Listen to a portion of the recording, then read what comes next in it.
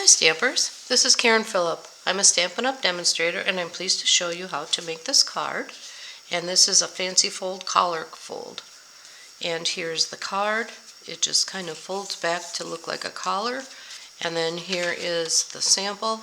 It's different color combinations, so any kind of paper that has two sides that work with this, go for it.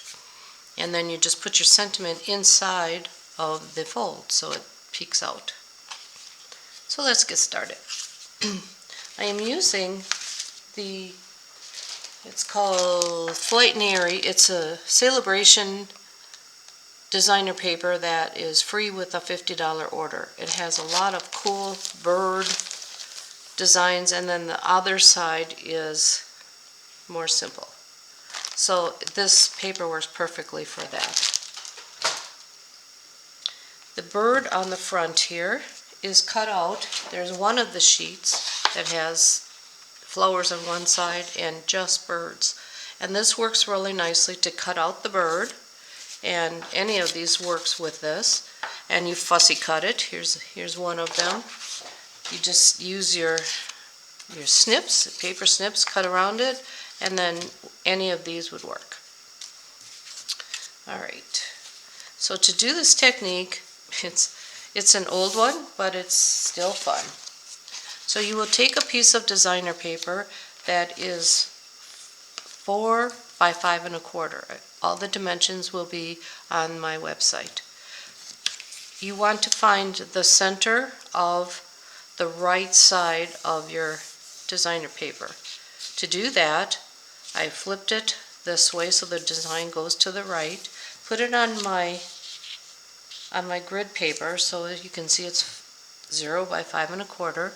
And then I took a ruler and a pencil and I placed a mark. Half of 5 1/4 is 2 5/8. So to get 5/8, if you're not familiar with eighths, I've been doing this for a while, so it's natural for me. So 5/8 is, if you know the half, you can just go over 1, and because half is 4/8 and 1 more is 5/8. So, and if you needed 3/8, you go backwards 1, and that's how you get 3/8. So those are like real common ones that people use. Now that I have my mark, I am going to leave it on my paper for a moment. Move it up just a little bit. Make sure it's straight. And my white paper is covering it, but that's all right. Then I took a ruler and I put it on that spot on the 2 5/8, and then kind of lined it up with my grid paper, but I only go up 2 inches and draw a line. So here's 2 inches on my ruler. You could do this on your cutting tool, but the ruler just seemed to work easier for people who, I'm going to say, were challenged by that. And this, is it even? Yeah, it is. Just for some reason didn't look even. So basically that's all you need to do to find the center, and just go up 2 inches. Now you'll take your paper snips and simply cut up that line. You don't need to erase it because you'll be pulling it back. Now when I fold this, I fold it so that this, oh, there's different paper. I fold this so that it is a 90-degree angle here, and so it's straight this way and straight this way. And do the same for the other side. Make sure that you fold it all the way up so it's straight here and straight here. Some people go to the edge, but I didn't want that. I wanted just a smaller opening. And so you can see this is straight here, and these two are straight. Now we will take a piece of white, or the background part, and lay this on top. This piece is the same, but that's okay. Then you lay it on I'll put it on my mat. What do I do with it? Maybe not. You will just place it on top of it. Don't glue it down yet, because if you glue it and you mess up, then you messed up the whole thing. So I like to just lay it on there. I'm using the stamp from heartfelt hexagon, and it says, "I hope your day is filled with joy." And I like it because it's a vertical kind of a stamp, so it fits nicely in there. So we will get it going the right direction and just stamp it just right inside of that opening, like so. Now we simply put it on our card. I'm using a fresh freesia, and you'll attach this one. Got some little piece hanging out. You'll just put the background on first. Cover up my ink. Well, okay. Just cover it up, or tape it up, like so.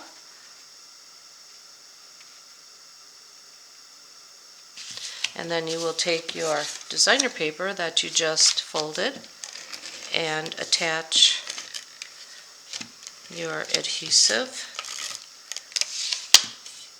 I like it fully covered, not necessary, but I do.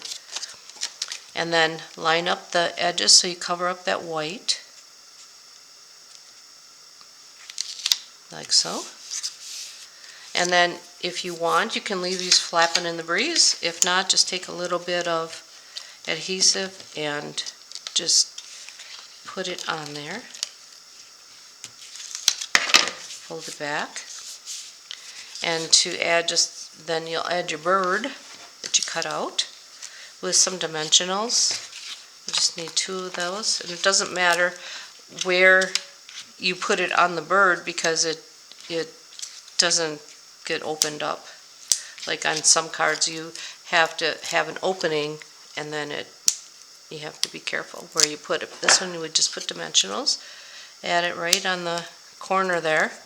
And then to add a little bit more interest, I took some of these gems, they're the tinsel gems, and I'm using the pink ones or freesia ones, just kind of put it on the kind of on the corners. And for those who have a bunch of these clear cases, some people put their emboss or their dies in with their stamp sets. Then you can just put them in here. I put them in upside down sort of, or backwards, whatever, however you want to say it, and then I conceal it and it doesn't ruin the things. And then I have a little bin that I just keep them and flip through, and you have all of your gems and your embellishments in one place, and all the loose ones can go in there as well. And basically that's it for this card. You can take an extra bird, cut another one out, and put that on the inside. So I hope you enjoyed watching this card. Thanks for watching, and have a great day.